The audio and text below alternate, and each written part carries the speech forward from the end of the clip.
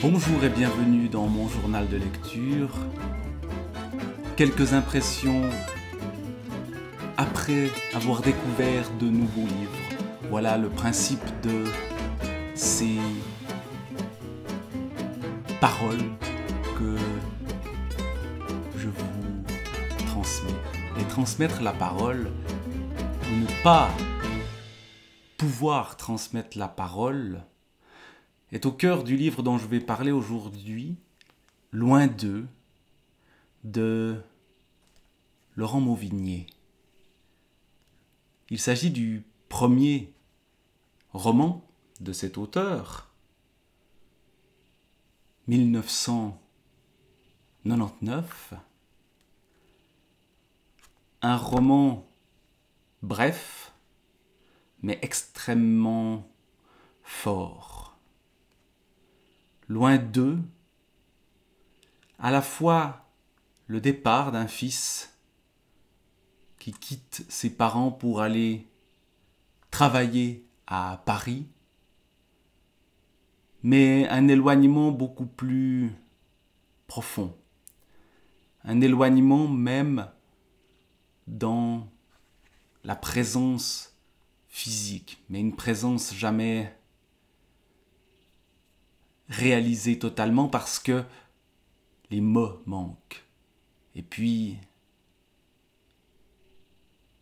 le drame qui survient, incompréhensible pour cette famille ordinaire, le père ouvrier, la mère à la maison, et ce fils qui se passionne pour le cinéma et qui rêve d'une vie meilleure sans la trouver et qui finit donc, on le sait d'emblée en lisant ce roman, par se suicider. Et cette mort va profondément bouleverser l'ensemble de cette famille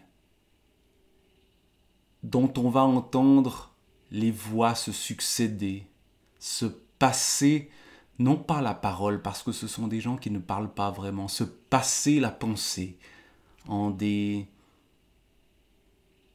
suites de monologues intérieurs. Le père, Jean, la mère, Marthe, mais aussi Gilbert, le frère du père, Geneviève, son épouse, et la cousine qui s'appelle Céline. L'évocation du mari de cette cousine, Jaime, qui lui-même est victime d'un accident.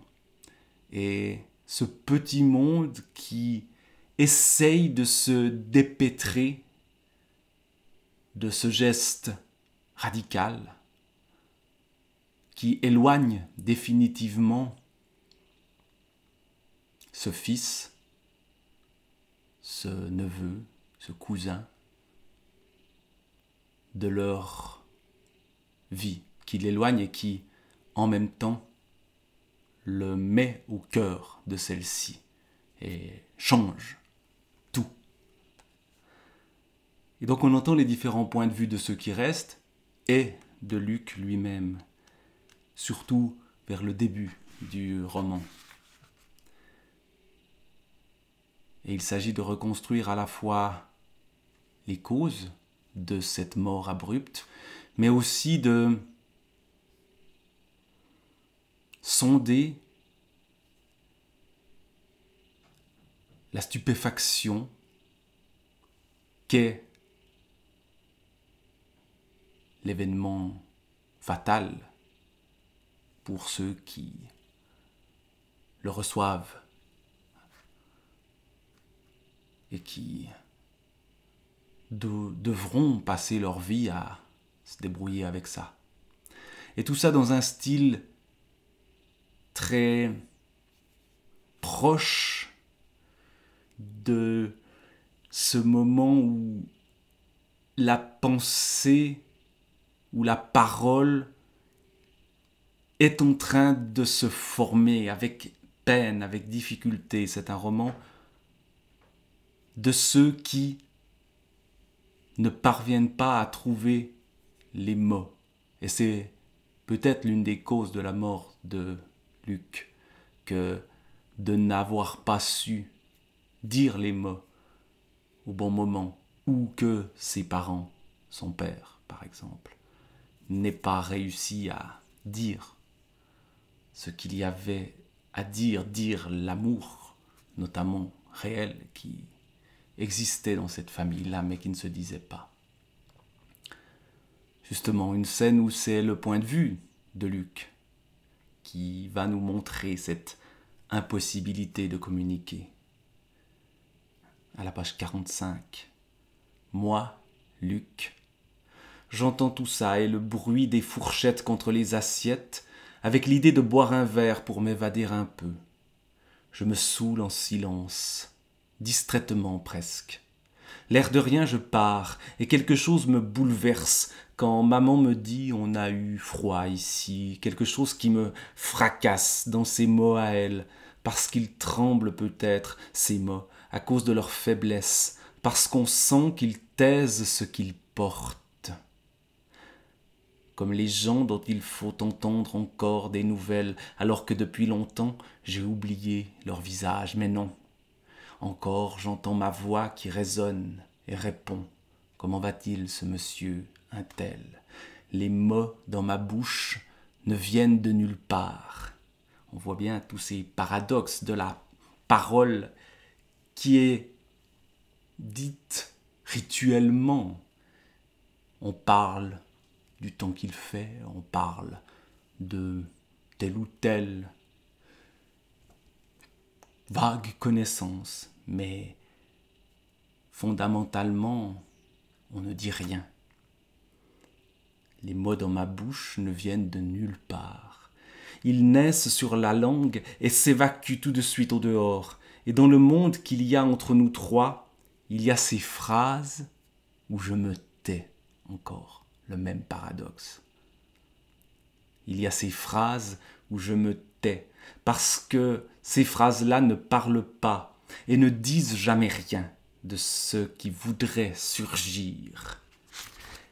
Et c'est tant mieux qu'elles existent, ces réponses, ces conversations avec lesquelles, comme avec le vin, on peut tranquillement s'éloigner des autres et ne jamais les abandonner.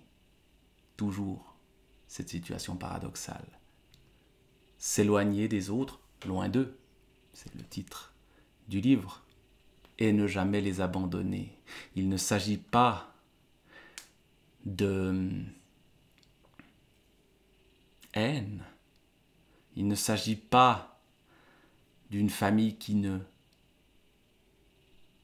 s'entend pas, ou alors elle ne s'entend pas au sens premier du terme.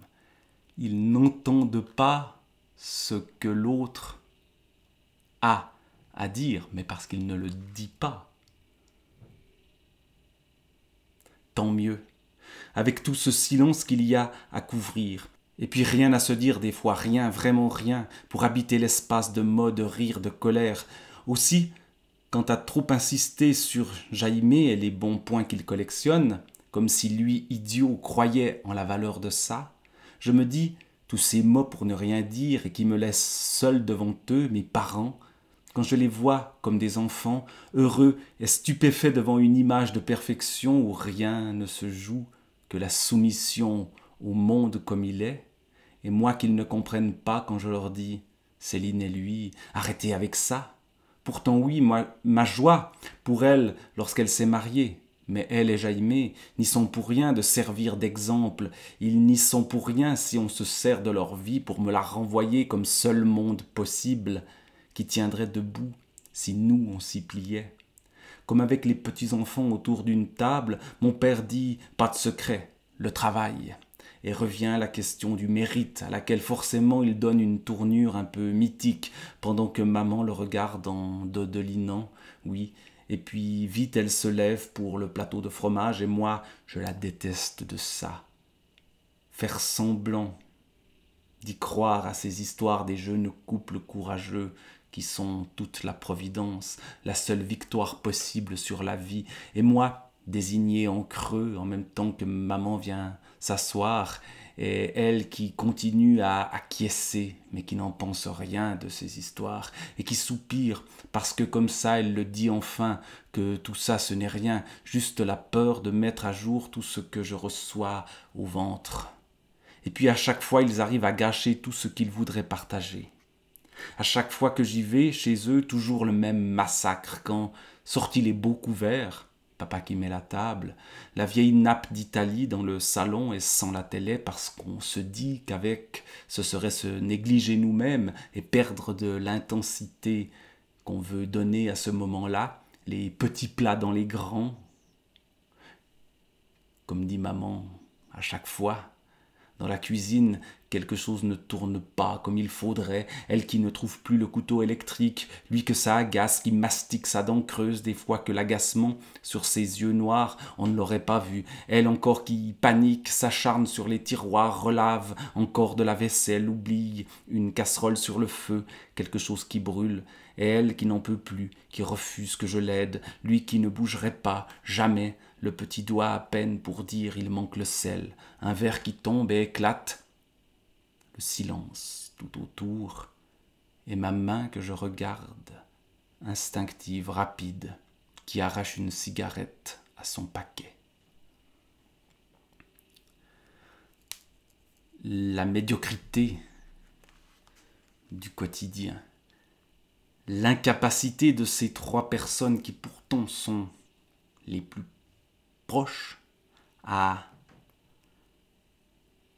communiquer véritablement. Voilà le drame fondamental, ce jeune qui se trouve coincé là au milieu, qui sait que ses parents ne le comprennent pas.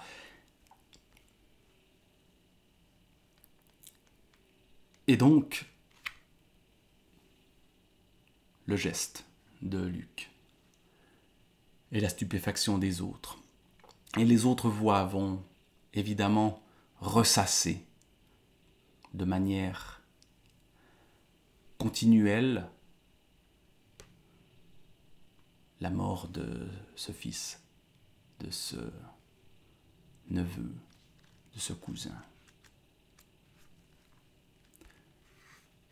Je vais lire un deuxième passage pour entendre la voix de Jean, le père, au moment où il apprend la mort de son fils. Évidemment, moment crucial, moment charnière, bascule terrible. Page 99. C'est le contremaître qui est venu me chercher, juste au moment de la pause. J'étais en train de boire un café et on parlait avec les gars. De quoi, je ne sais plus. On parlait et Guy, le contremaître, il est entré et j'ai vu qu'il m'a regardé tout de suite, blanc. Son visage toujours inquiet sous ses moustaches, mais là, d'une inquiétude différente, qu'on a tous ressenti parce que tous on a arrêté de parler, tous comme un seul. On l'a regardé entrer et personne n'a rien dit. Pas comme d'habitude quand, dans sa blouse bleue, on le voyait rappliquer, sachant qu'à chaque fois c'était pour se la ramener sur un tournevis qui manquait quelque part et qu'il cherchait tout l'après-midi parce que c'est encore moi qui vais me faire engueuler pour vos conneries, il disait. Et là non, pas ça. Le silence tout de suite. Et son inquiétude qui s'est posée sur moi. Et soudain leurs regards qui se sont posés sur moi. Il a dit « Jean, tu peux venir avec moi tout de suite ?» Et il avait le visage et la voix de ceux qui savent avant vous que ce qu'ils vous portent comme message d'abord, c'est un peu la fin de votre vie. L'estafette des gendarmes était garée devant les bureaux, bien visibles des ateliers. Alors je n'ai pas trop été étonné quand Gilbert est venu vers moi après qu'on a traversé la cour avec le contremaître qui avait remis ses mains dans ses poches. Pourtant avant il avait fait ce rictus des lèvres pour dire que c'était grave, et puis cette accolade sur l'épaule dont ne l'aurait cru capable aucun de nous ici, et qui juste m'avait dit « c'est les gendarmes, je ne sais pas trop pourquoi mais je crois que c'est grave ». Maintenant, je sais bien qu'il savait, Guy, ce que les gendarmes venaient m'annoncer. Je sais bien qu'il savait, mais je ne saurais jamais si c'est parce qu'il n'osait pas qu'il n'a rien dit, ou juste s'il trouvait dans l'ordre des choses que ce soit eux, les gendarmes, qui me disent ça. Nous avons reçu des nouvelles de Paris, et c'est très dur, monsieur, ce qu'il faut vous dire. Et moi, je me souviens tout de suite comment, sous moi, j'ai senti mon corps fondre sous moi, comment de partout mon corps a vacillé, et d'un coup j'étais hébété, et je voyais les gendarmes, et tout à coup, dans mon corps, j'ai entendu « Votre fils s'est donné la mort ». Votre fils, ils ont dit. Et mon corps, d'un seul coup, et tous ces bruits d'un seul coup dans ma tête qui sont entrés, et ça, d'un seul mouvement à encaisser, mon corps loin des choses, mon corps loin de moi, moi qui aurais voulu me heurter à quelqu'un, que mon épaule à une épaule ressent encore sa vie, et tout Luc, d'un coup, était en moi, et en moi maintenant comme un poids, il y avait la mort. Et puis, je ne me souviens plus très bien d'après. Ou plutôt, après c'était déjà le trop tard, où l'on sent que sa vie n'a plus qu'à lentement s'étirer vers sa fin, doucement vers la fin, où l'on se réfugiera un jour. Je n'ai pensé à rien, les gendarmes sont partis, et je revois l'estafette franchissant le portail, et le portail métallique qui s'est refermé sur eux. Puis des trous dans ma mémoire, des images qui surgissent, comme revenues d'un mauvais rêve, qui me hanterait encore, avec Gilbert, mon poing serré qui frappait contre sa poitrine, et ma gorge trempée d'acide, où les mots c'était fini pour eux. C'était fini pour les mots que j'avais à dire, et juste ma tête était penchée, et je regardais mon poing qui frappait sa poitrine à Gilbert, et la côte tachée de peinture bleue. Cette putain de peinture dont l'odeur tout à coup m'a envahi. Et puis les taches de cette saloperie contre mes doigts serrés ont posé leur matière. La matière pas sèche de peinture qui s'était superposée à la matière sèche des peintures d'il y a 2 jours, d'il y a 3 ans, cette saloperie pas sèche, à ce moment-là non plus, pas une seule fois pour m'épargner. Je me souviens de ça, de la peinture bleue sur mon poignet. Le reste, comment je suis revenu à la maison, je ne sais plus. Avec Gilbert, je sais, mais je ne m'en souviens plus.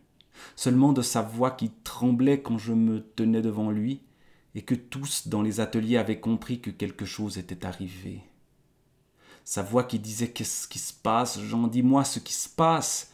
Il n'est rien arrivé, Jean, mais parle, il disait, parle, bon Dieu. » Et moi, ma voix n'arrivait pas à remonter dans ma bouche. Et je regardais Gilbert, mon corps ne tenait plus très bien, je crois, alors c'est lui qui m'a ramené à la maison. Puis des trous encore dans ma mémoire, et aussi cette image de moi appelant Marthe dans la maison, ne la trouvant pas d'abord, moi lentement dans le couloir de la maison, j'ai cherché Marthe, avec la peur aussi de son visage à elle. Sans doute je savais que déjà elle était prévenue, que les gendarmes étaient passés ici. Mais je ne l'ai pas vue tout de suite, Marthe, pas dans la cuisine, et sa voix ne répondait pas à la mienne. Je ne sais plus, peut-être que seulement j'essayais de l'appeler Marthe, mais que ma voix, elle ne pouvait pas l'entendre. Peut-être qu'on ne pouvait pas l'entendre, seulement moi, dans mon silence capable de percevoir l'appel, le besoin que j'avais d'elle, seul rempart, comme si d'elle, à ce moment-là, j'avais attendu qu'elle me dise non, tout ça n'est pas vrai. Et j'étais dans une sorte de rêve où ça aurait été possible qu'elle arrive devant moi comme ça d'un coup et qu'elle me dise mais non, tout va bien, et qu'elle soit pleine du sourire qu'on a quand on en est quitte pour une bonne peur. Mais il y a cette autre image aussi, mon image à moi, celle qui m'a dit que tout ça c'était en vrai, que je le vivais, que désormais tout était un après, l'image de la porte de la chambre de Luc ouverte et les sanglots étouffés dans l'encadrement de la porte. Puis quand je suis entré, elle, Marthe, je l'ai vue assise au milieu de la pièce, sur la chaise bleue. Elle était assise et ses mains étaient tombées sur ses cuisses. Elle regardait dans ma direction, son expression, l'image que peut-être aussi je donnais d'un visage dévasté, les traits gommés par la pâleur, avec juste autour des yeux la noirceur. Elle m'a regardé, je crois, et ses sanglots des fois je les voyais tordre sa bouche, son visage à Marthe qui n'était déjà plus le sien, mais portait une sorte de calme dessus, juste avec des larmes qui faisaient sur ses joues que luisait par endroits sa peau. On s'est regardé longtemps et on n'a rien dit. Juste il y avait les sanglots de Marthe, comme des petits hoquets têtus, et puis son corps assis au milieu de la chambre comme un désert qui m'a serré la gorge parce que je ne voyais qu'une chose, sur les murs les marques des affiches, et puis au milieu l'espace plus clair du papier peint, et ça toute ma vie je sais que je m'en souviendrai. Toute ma vie, le silence qu'il y avait entre nous dans cette chambre à ce moment-là, un peu le silence et l'écho, la sensation de vide d'une pièce qu'on viendrait de déménager. C'était bizarre cette impression. Il suffit de fermer les yeux et je la retrouve. La moquette sous mes pieds, dure comme du béton, l'impression que ça résonnait.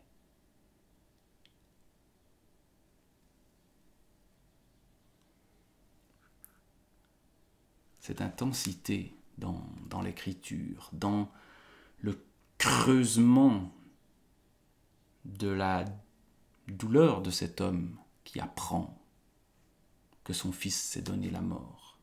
Et ensuite, non pas la parole comme je le disais avant, mais la pensée passe à Marthe, son épouse, la mère de Luc, et les autres aussi. Et tout ce qui se passe dans la tête et dans le cœur des gens, dans des situations aussi terribles que celle-ci, situations qui ont traversé nos vies, un jour ou l'autre, de près ou de loin, et devant lesquelles le silence, la stupéfaction, l'impossibilité de dire quoi que ce soit sont manifestes. Et c'est la force de ce livre-là, que de tenter de dire ce qui ne peut pas se dire. Dire le silence, dire l'indicible. Loin d'eux.